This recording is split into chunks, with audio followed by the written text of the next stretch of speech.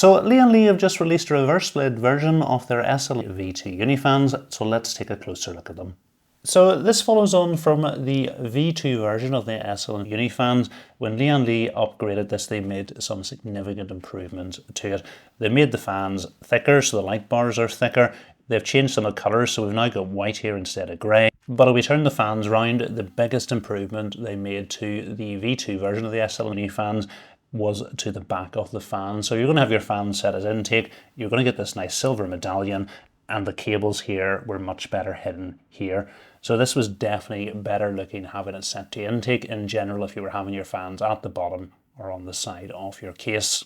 So with the reverse version, Lian Li have taken this one step further, and if you're going to have your fan set to intake, this is now what you're seeing. It's the good side of the fan because Lian Li have reversed the fan blades.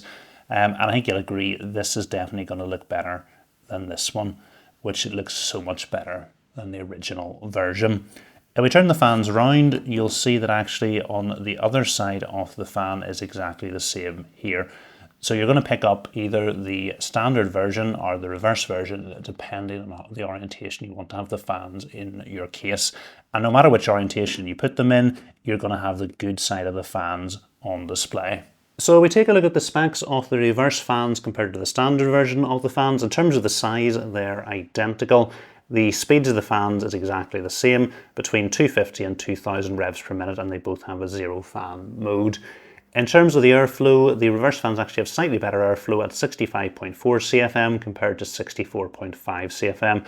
Although the standard version of the fans do have slightly better static pressure, 2.59 millimeters of water compared to 2.19 with the reverse fans, and the reverse fans are a little bit noisier as well at 32 decibels compared to 29.2 with the standard version of the fans. So in terms of connecting the fans up, it should be fairly familiar to you who've used other Lian Li Unifans. It's just a matter of lining the fans up and then pushing down to lock them into place. And these fans retain all the new improvements with the second version of the Lian Li Unifans. You're going to be able to remove the little connectors at the end to improve compatibility with mounting them in your case or on a radiator. And the process of connecting them up is exactly the same as the standard versions of the fans. If you want to use a Lian Li Unifan controller that comes with the triple fan packs, it's a single cable.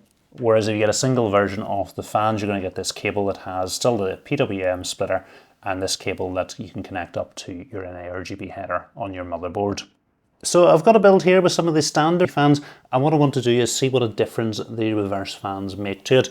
So you can see here we've got a standard fan set to intake at the bottom and on the side of the case, and we've also got a standard fan at the rear set to exhaust. So it would be the bottom and side fans that we're going to want to change to the reverse Unifans to see what difference it makes in terms of aesthetics.